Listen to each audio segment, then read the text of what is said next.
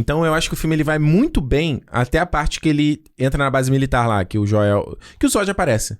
Aham. Que é até a hora da transmissão do Zod lá. Exato. O filme tá indo pra mim ali quase 10 de 10. Sim. Sério, tirando a cena lá dele com a Lois, que é aquela na nave lá, o Henry Cavill tá muito mal naquela cena ali, cara. Quando eles estão lá no espaço? Não, quando ele entra na nave, ele vê o traje dele, ele descobre sobre ele.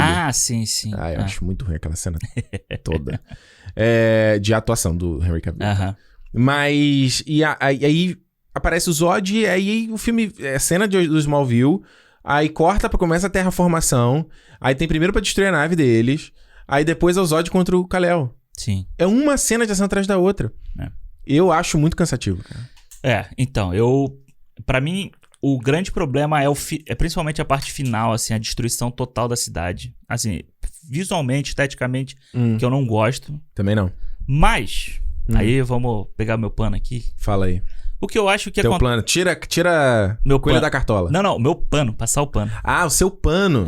Faça o pano. O que eu acho? O que acontece no filme, né? A grande diferença é as pessoas... De novo, que as pessoas... O que me irrita demais é a comparação.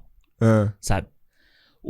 Quando você pega o Superman antigo... Porque as pessoas ficam falando do Christopher Reeve, filme do Christopher Reeve, a identidade do Superman ali, do que ele é. Sim. Né? Quando você pega esse filme de 1978, o que acontece com... Acontece a mesma coisa. O Jonathan Kent morre e o Clark Kent vai andar pelo mundo à procura de respostas. Quando ele encontra a Fortaleza da Solidão, ele fica 12 anos na Fortaleza da Solidão, estudando todo o conhecimento que o Jor-El manda com ele, na nave dele. Sim. Então ele passa 12 anos entendendo de tudo, estudando de tudo, entendendo a humanidade, entendendo o papel dele, e ele já sai de lá como Superman. Entendi. Sabe? Ele já sai com a roupinha voando de lá. E aí ele vai criar o alter ego dele lá, o Clark Kent, não sei o que, blá, blá, blá. O que acontece no Man of Steel é que o Clark Kent tá procurando o lugar dele no mundo, ali, o que ele é, ele é. Ele descobre, né, parcialmente, porque o Jor-El fala pra ele assim, você é isso, isso aqui, e você tem esse poder. Essa é a família, que esse é o traje da família. Dá pra ele o traje, ele voa, e ele chega na casa da mãe dele, conta pra mãe dele que descobri quem é a minha família. Isso. E aí a merda toda acontece. Não dá tempo, né? Não dá tempo dele se tornar o Superman que a gente conhece. Entendeu? Então, ele vai se tornar durante a porradaria. Ele só vai se tornar... Ele não consegue... Ele nem se torna depois no Batman vs Superman.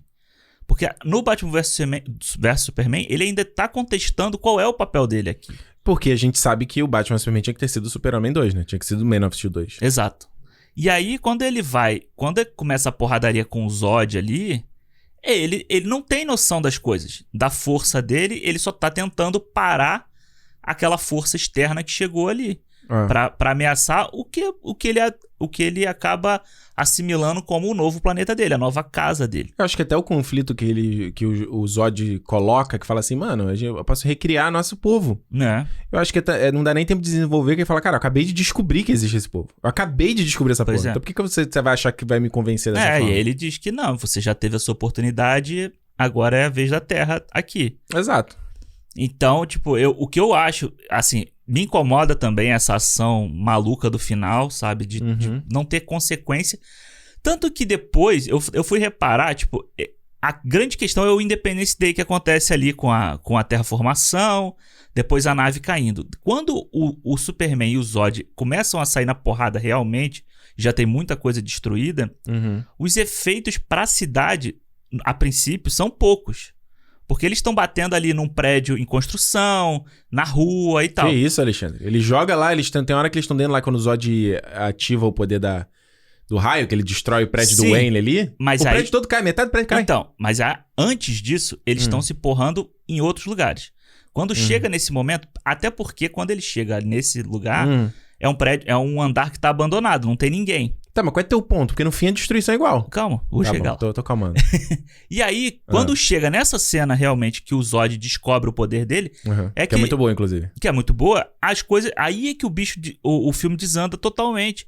Porque aí ele destrói o prédio. Aí ele pega o Superman, aí começa a jogar ele igual uma bola de ping-pong pra um lado e pro outro. Escandaloso demais. E aí tipo, ele atravessa o prédio, vai quebra do outro lado, até que eles vão cair na estação de trem. Exatamente. Lá na estação de trem lá de Nova York. Grand Central.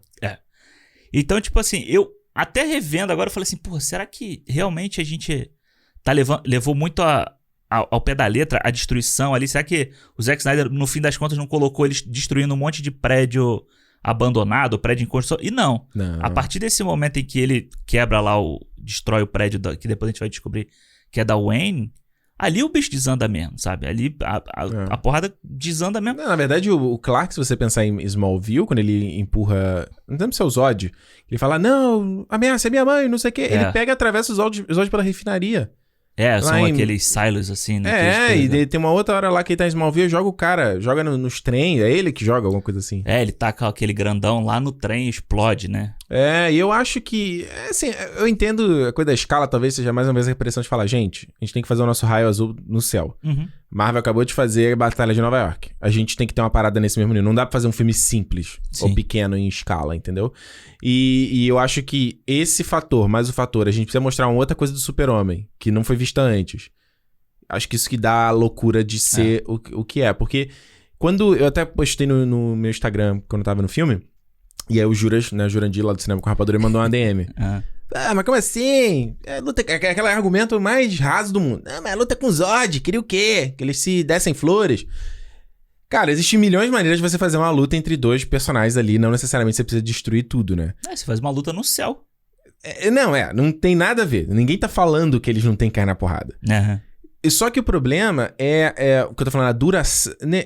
Nem a duração é um problema, mas é o roteiro da ação. E a gente já falou isso aqui várias vezes no cinema, né? A ação, ela tem que ter o roteiro também. Não pode ser a coisa que você vê lá no making-off do Star Wars, que o George Lucas coloca lá, Anakin e Obi-Wan, eles lutam. E aí os dublês vão inventar a ação. Inclusive, acho que foi no último programa do WandaVision que eu falei do uso de Previs. Foi. Né? Então, só quem não ouviu o programa, que hoje em dia cada vez mais os estúdios usam... Não é nem o diretor que às vezes comanda a cena da ação. Os dublês, a galera dos efeitos especiais ali, fazendo os previs, eles veem o que vai ser. Então, esse é um problema. Porque você tem que ter um roteiro na ação, você tem que ter intenção, você tem que ter qual o problema, qual o obstáculo, o que cada um quer, o que cada outro não quer. Por isso que, como eu sempre cito, filmes como Missão Impossível são tão interessantes, porque existe roteiro na ação. Porque o Tom Cruise é o cara que ama essa merda e ele tá com o pulso firme ali.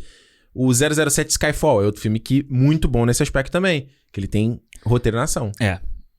Eu concordo. Tipo, quando eu tava revendo, tem cenas assim, o Zod escalando o prédio, igual um doido, assim, sabe? Tipo, igual um bicho. É meio ridículo até. Mas eu acho, aí assim, não é só porque é o Zack Snyder, mas eu acho que se vai ter o filme do Superman novo com lá o cara que escreveu o Pantera Negra, a história em quadrinho, né? Isso.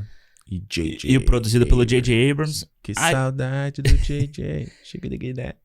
Eu não consigo ver que tipo de ação eles poderão fazer com o Superman pra virar uma coisa épica e que fujam muito do que foi mostrado aqui. Então, me permita que eu sabia que você ia falar isso. Porque assim, não de destruição de cidade, essas coisas não, sabe? Mas tipo assim, como é que você consegue... Se você pega o Super-Homem e o Zod, vamos botar por exemplo, pra lutar no céu, no espaço, não sei aonde for. Tipo, a gente não vai... Qual é a consequência disso pra humanidade? Claro. Sabe? O que as pessoas vão ver? A pessoa vai ver um passarinho voando lá no alto e uns raios voando de um lado pro outro. Ninguém vai saber o que é. Ouça esse papo completo em cinemopodcast.com ou procure por Cinemol em qualquer aplicativo de podcast.